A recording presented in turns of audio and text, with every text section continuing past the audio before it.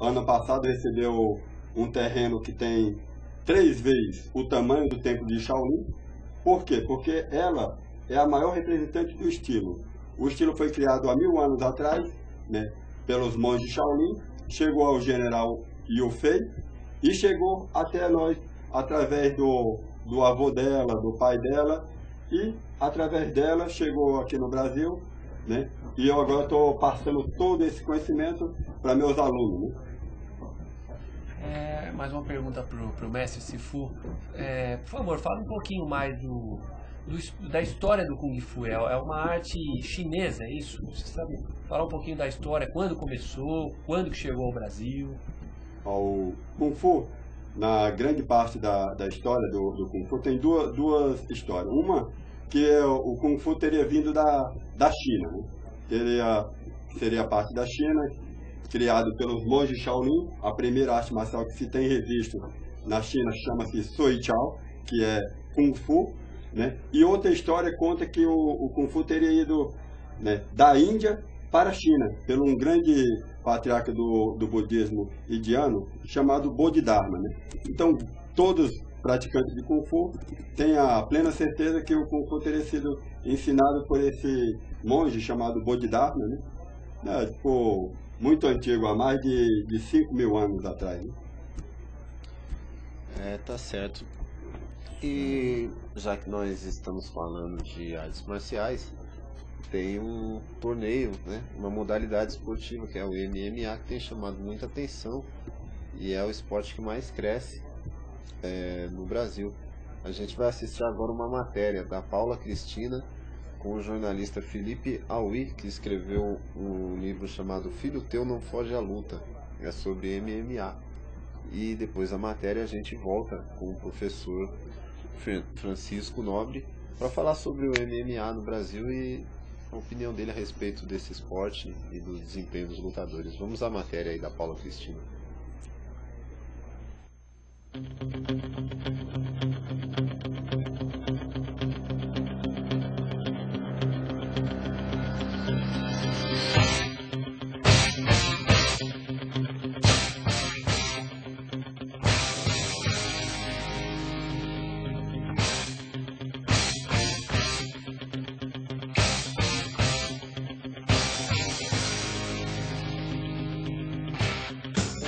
Olá, boa noite.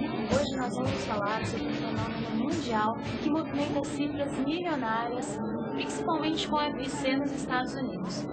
E quem diria que o MMA cresceu aqui no Brasil? Pois é, e é o Felipe Aui, um jornalista, com seu primeiro livro, O Filho Teu Não Pode à Luta, que fala sobre isso e muito mais.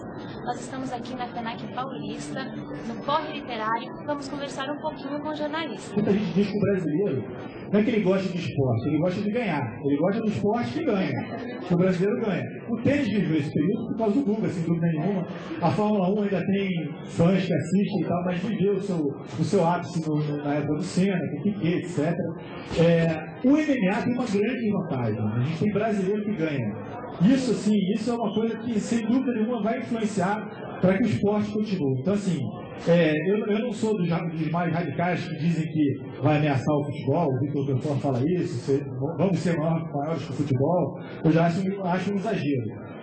Mas eu acho que pode se firmar ali que o grande esporte que o brasileiro acompanha e tudo, por mais que exista ainda muita resistência das pessoas. Assim. A gente vê muita gente gostando, mas tem muita gente que não gosta, que realmente tem ojeriza pela questão da violência, de ter muito sangue, etc. Mas eu acho que é um esporte que veio para ficar. Você achou mais curioso no seu livro? Eu sei que você fez uma pesquisa contínua. Escreveu um livro.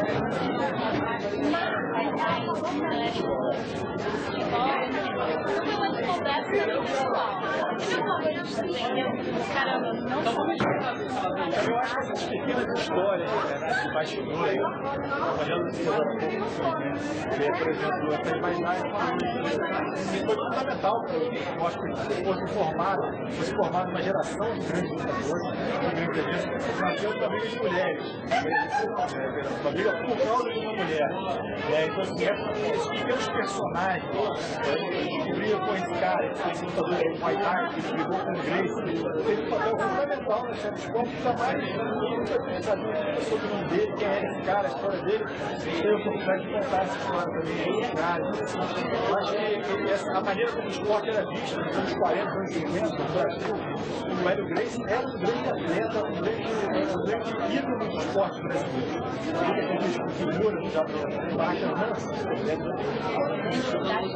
o vice-presidente da República tocou esse show. O Hélio Gracie estava toda hora na capa do jogo. Então, isso eu não tinha ideia de que esse esporte que hoje esse esporte hoje, de novo, está se tornando popular, mas que viveu um período escuro e tal, já teve um período glorioso nos anos 40 e nos anos 50. Então, nesse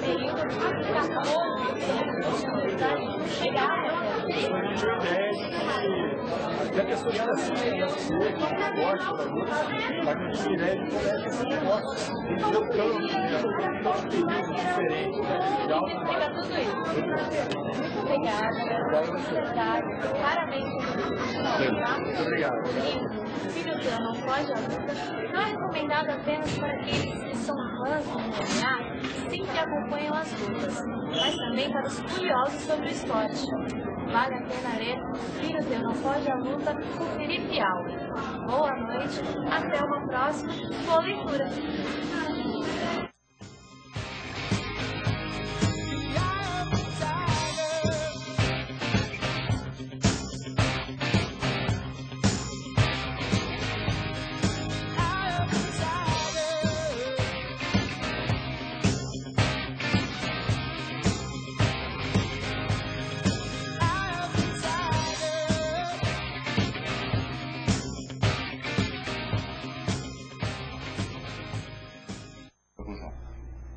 Tá aí a matéria da Paula Cristina com o jornalista Felipe Aui, que escreveu um livro falando sobre o MMA.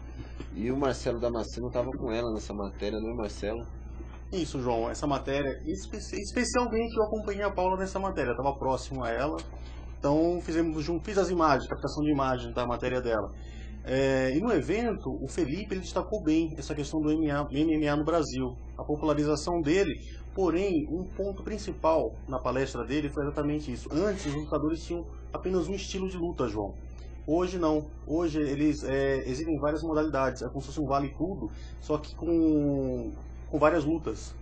Um lutador hoje, ele sabe o karatê, o muay thai, a capoeira, e destacou bem isso. E eu queria saber exatamente do Sifu, Francisco, o que ele acha, assim, a integração do Kung Fu ao MMA, os lutadores brasileiros que sabem Kung Fu e estão usando a modalidade no MMA. Qual a sua opinião sobre isso, mestre? Dentro do Kung Fu, como o Kung Fu é uma das artes marciais mais antigas, ela já tem todo o conjunto de técnica. Ela tem soco, ela tem chute, ela tem a parte de chave, de torções, tem a parte de queda, e tem a parte de luta de solo, né? Para o praticante de Kung Fu, ou o mestre de Kung Fu, não necessitaria praticar outra arte marcial, né? Mas o que é que acontece, né? O praticante, ele necessita, muitas vezes, de uma pessoa dando um empurrão. Então, tipo, para ele treinar sozinho todas as técnicas que há dentro do Kung Fu, fica difícil, né? Então ele vai para o Karatê, ele vai para o Muay Thai, ele vai para o Jiu-Jitsu, né? Para poder ter esse empurrãozinho, né, de autoestima, né, para ele conseguir lutar de uma forma real e verdadeira, né, que é dentro do MMA, né. Então, para o praticante de Kung Fu não era necessário, né, porque ele já tem, né, essa parte, né. Legal, professor. Aproveitar o espaço aqui, mandar um abraço para o pessoal do Facebook, viu, Marcelo Simões? O Lovian Henrique, lá de Santo André, fisiologista, está assistindo o programa, mandando um abraço para o Sifu. A Marina Bulhões, Marina lá da Vila Maria, também está mandando um abraço, parabenizando pelo trabalho. E tem um internauta aqui, o José da Guia Pereira, ele é conselheiro de saúde, trabalha com saúde, está fazendo uma pergunta aqui para o Sifu. Está dizendo que, de acordo com a OMS, existe no mundo cerca de 1 bilhão de adultos com sobrepeso e 300 milhões de obesos. Na sua opinião, como que os exercícios, no caso o Kung Fu, pode ajudar, né, nessa questão até de saúde pública? Dentro do Kung Fu nós temos um ditado que chama, dentro da arte marcial em geral, ela tem um nome que chama Isanvantum. Isanvantum é duas formas de aquecer o corpo, né? Uma tem uma preparação dentro do Kung Fu, tem uma sequência de movimento, né? Que faz com que você, né, mantenha seu corpo sempre em movimento, né? Então, se uma pessoa treinar o Kung Fu com vontade mesmo, com dar tudo de si, né? Ele vai ajudar muito na sua estrutura, né? Para manter o seu peso ideal, né? Eu tô, né, desde 88, né, há mais de 26 anos, com o mesmo peso. Eu entrei na academia com 68 quilos e hoje eu estou com 68 quilos. Né? Então, por quê? Pratico Kung Fu com vontade. Né? Esse é o segredo de você manter o seu peso, é treinar, praticar. Né? Francisco, sabemos como a arte marcial no Brasil é muito praticada, muito divulgada. Você acha que isso se deve exatamente ao quê? Digo isso pelo fato de, nos anos 70, ter tido Bruce Lee, né, através de seus filmes tão famosos, atualmente o Jack Chan, Jet Li, né? Graças a esses atores que você acha que a popularidade da arte marcial cresceu tanto no Brasil e no mundo, ou realmente é porque as pessoas procuram mesmo a arte marcial?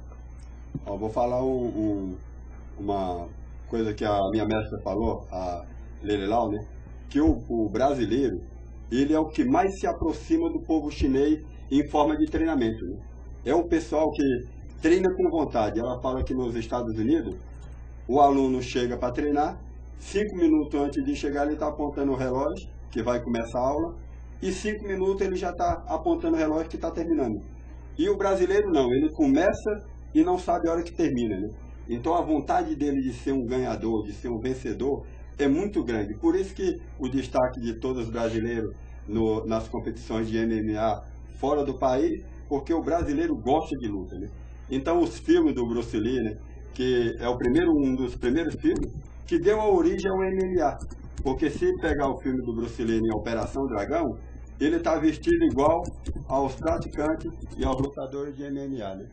O próprio, né, criador do MMA fala isso, que o Bruce Lee é o percussor do MMA, né?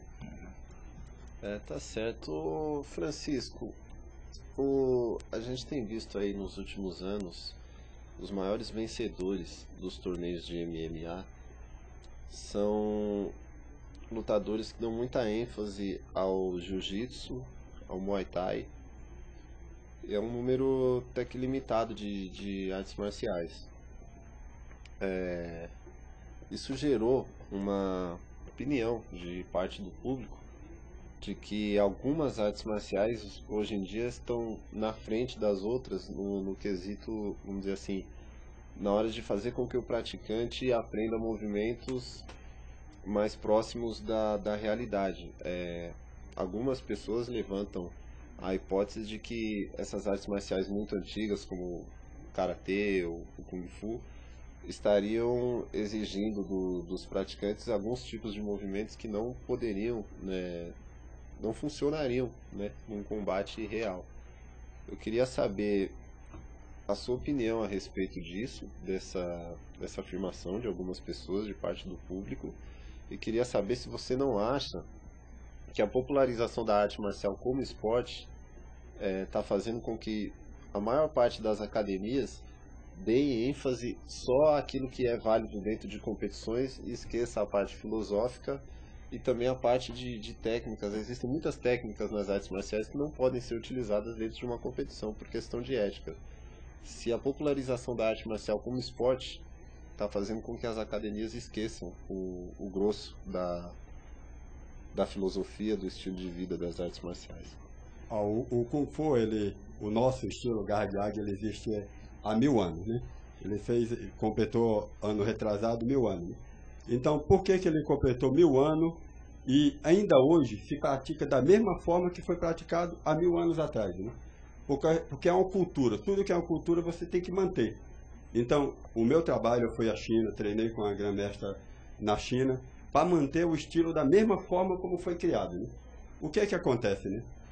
muitas pessoas que treinam arte marcial, ele comete um pequeno erro, né? Um erro pequeno, né? Que ele muda de arte marcial, sai mudando, migrando de uma para outra, porque ele não acredita no que faz. Se você acredita no que faz, né? Qualquer técnica que você treinar bem, essa técnica vai ser eficiente.